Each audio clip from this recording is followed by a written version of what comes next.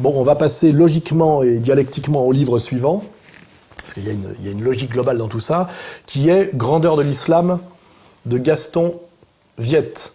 Alors, Grandeur de l'islam, pourquoi c'est cohérent avec tout ça? Parce que, avec cette mise en place des communautés comme catégorie sociale pertinente aujourd'hui, imposée finalement par le système, on a aussi non plus des citoyens français originaires de notre ancien empire colonial et donc musulmans, mais on aurait maintenant une communauté musulmane. Hein, la question de la communauté musulmane qui serait soi-disant problématique.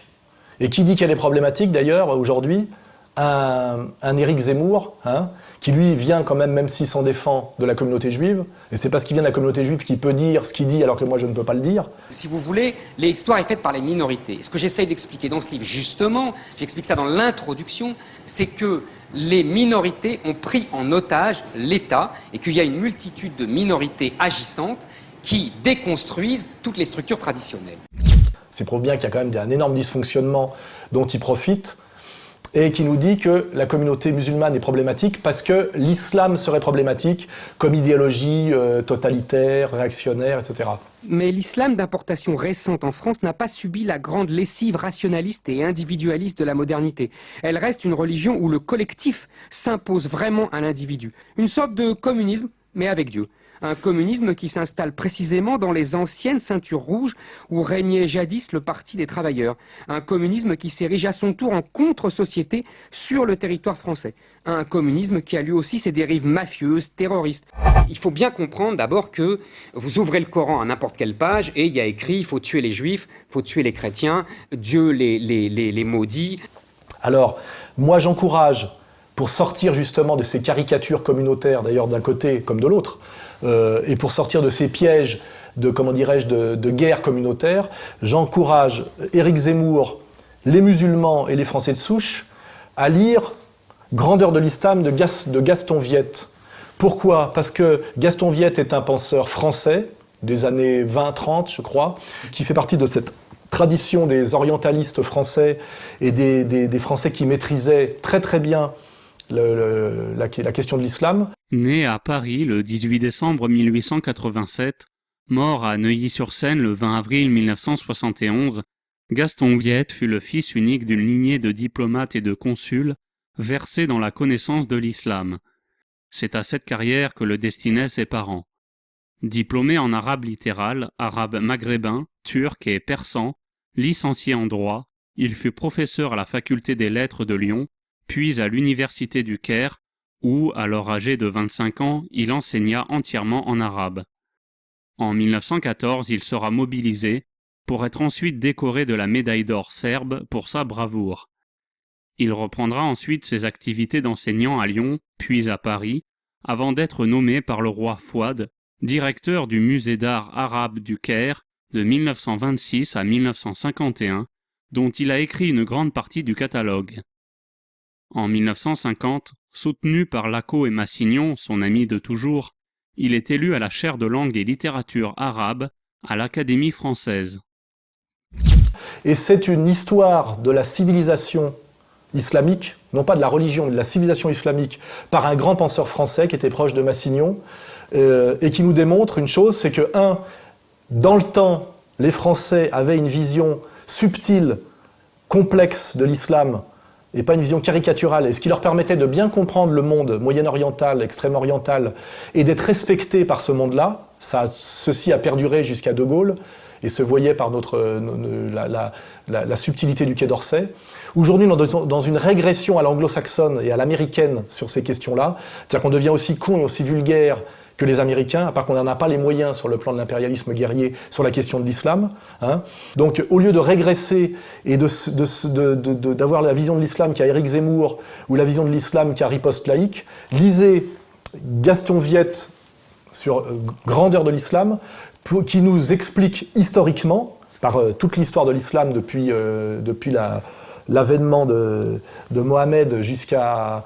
Là, lui, il va pas jusqu'à aujourd'hui, parce que c'est un livre des années 30, mais pour montrer que le monde musulman est un monde infiniment complexe, riche, profond, qu'on ne peut pas réduire à une caricature de type djihadique actuel, et que cette caricature est le produit des fantasmes américano-sionistes et de leur manipulation. Hein, voilà. Et que quand on comprend le monde musulman comme un monde complexe et comme une civilisation infiniment riche et compliquée, on en a moins peur, parce qu'on ne peut pas voir ça comme une espèce de monde monolithique et dangereux, et 2, ça permet de rétablir un dialogue qui a cessé d'exister depuis très peu de temps par des manipulations.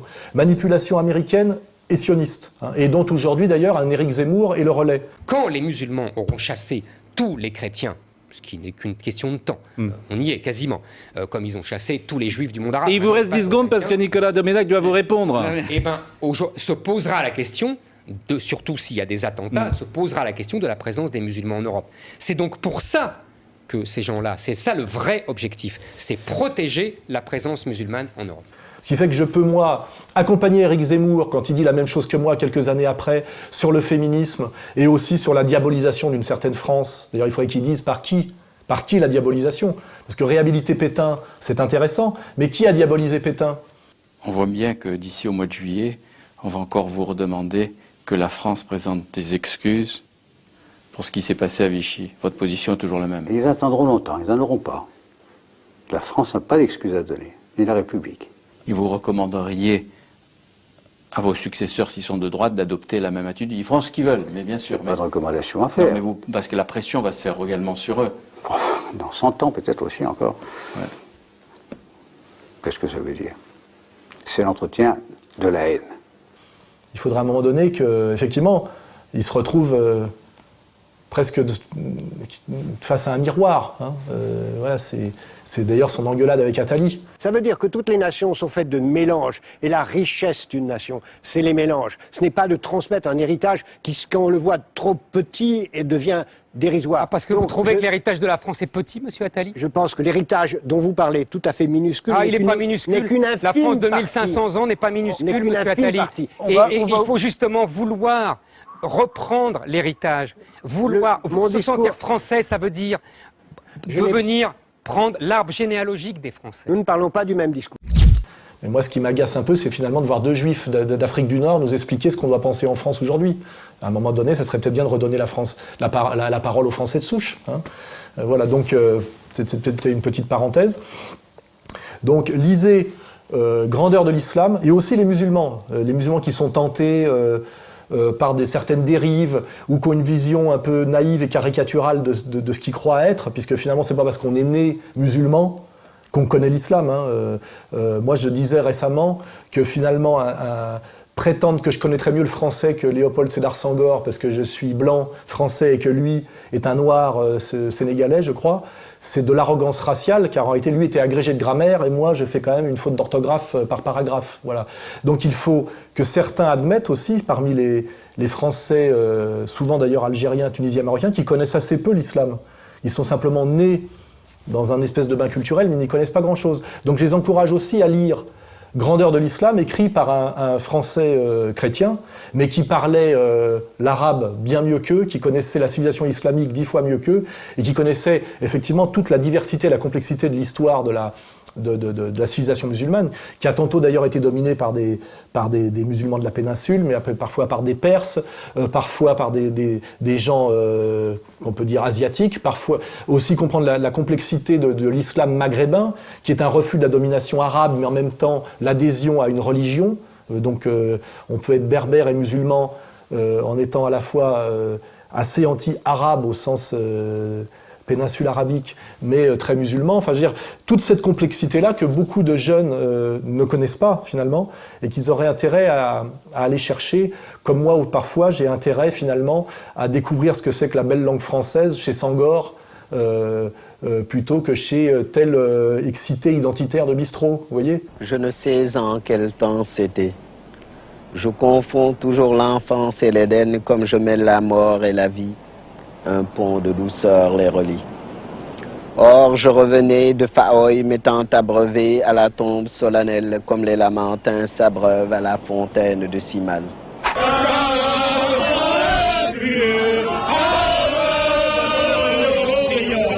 On s'attaque à une doctrine qui est dangereuse, comme on peut s'attaquer au communisme, comme on peut s'attaquer au fascisme, etc.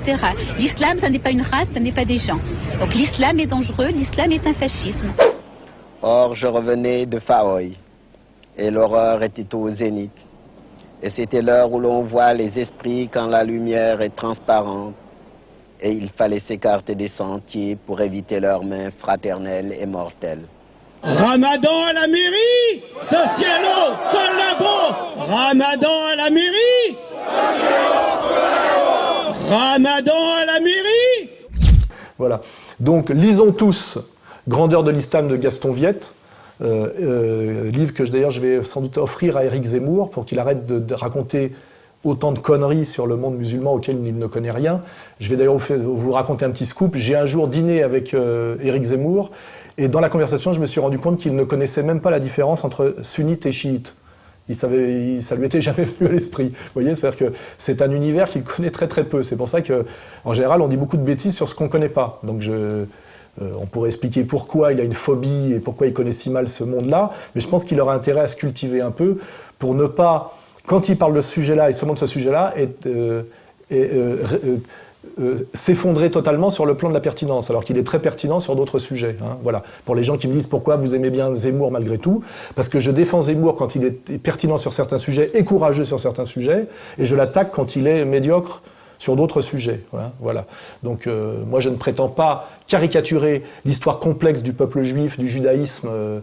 J'essaye d'en avoir une vision assez fine et de bien séparer le bon grain de l'ivraie. Je ne confonds pas Jacob Cohen avec Monsieur Jakubowicz et je ne confonds pas Gilad Atzmon avec Monsieur Kuckerman. Je demande à Éric Zemmour, si c'est un patriote français authentique, c'est-à-dire qui veut éviter la guerre civile et qui veut tirer la France vers le haut et tirer parti de toutes ses qualités, je lui demande aussi de sortir des caricatures de type riposte laïque et de s'élever à mon niveau. Voilà. Et pour ça, lisons tous Grandeur de l'islam de Gaston Viette, bouquin qui vaut 19 € pour un nombre de pages très important, hein, parce que c'est un bouquin, c'est l'équivalent de l'histoire de France de Bainville. Hein, voilà. Et il fait 530 pages. Voilà, hein. Et comme ça, on sort aussi de la tentation communautaire, de l'anticommunautarisme, parce que quand il y a le communautarisme, il y a aussi l'anticommunautarisme. Hein. On sort de tout ça et on peut retourner à une citoyenneté de gens venant d'horizons divers et réconcilier parce qu'ils connaissent bien d'où ils viennent et ils connaissent bien les autres. Et quand on connaît bien ce qu'on est, ce qu'est l'autre, on sort des caricatures et sortant des caricatures, on sort de la violence. Hein. Et c'est ça, égalité, réconciliation, et c'est ça le travail de contre-culture. Ce n'est pas, comme dit un certain fils de Choprade, faire venir des musulmans à égalité, réconciliation pour les convertir à l'antisémitisme. Non, tout ça ne nous intéresse pas. Ce qu'on veut, c'est tirer la France vers le haut et tirer parti de ses qualités ou de sa réalité pour la tirer vers le haut. Donc, qu'est-ce qu'on peut faire de bien avec l'immigration maghrébine et musulmane? Il y a des tas de choses de bien à faire, etc. Qu'est-ce qu'on peut faire de bien avec l'élitisme juif traditionnel? Il y a des tas de choses de bien à faire. D'ailleurs, Zemmour en est la preuve. Hein. C'est mettre les qualités de chaque citoyen français, compte tenu de son origine, au service de la grandeur de la France. Et non pas de détruire la France en poussant les communautés à s'agresser sur le territoire français. Hein. Ce qui, ça, est la stratégie actuelle de certains juifs sionistes. Hein. On l'aura parfaitement compris. Et malheureusement relayé par des gens en France qui sont au sommet de l'appareil d'État. Et qu'on doit donc considérer comme des traîtres à la nation française. Voilà. Donc, lisons tous Grandeur de l'islam de Gaston Viette. Ce qui n'empêche pas d'être très fier d'être français et catholique, comme moi. Hein. C'est pas parce qu'on s'intéresse à l'islam et qu'on reconnaît que l'islam est une grande civilisation que d'un seul coup, on est moins fier d'être français et catholique. Ça aussi, hein. Voilà. Il n'y ait pas d'ambiguïté là-dessus. Hein. Il faudrait, dit-on, que l'Occident ait une politique globale à l'égard de l'islamisme. C'est stupide. Il n'y a pas d'islamisme global. Regardons l'islam de manière rationnelle et non démagogique ou émotionnelle. C'est la première religion du monde avec 1,5 milliard de fidèles. Mais qu'y a-t-il de commun entre l'Arabie saoudite fondamentaliste, le Maroc modéré, le Pakistan militariste, l'Égypte pro-occidentale ou l'Asie centrale sécularisée? Rien de plus que ce qui unit les pays de la chrétienté. Zbigniew Brzezinski, Le Nouvel Observateur, 15-21 janvier 1998.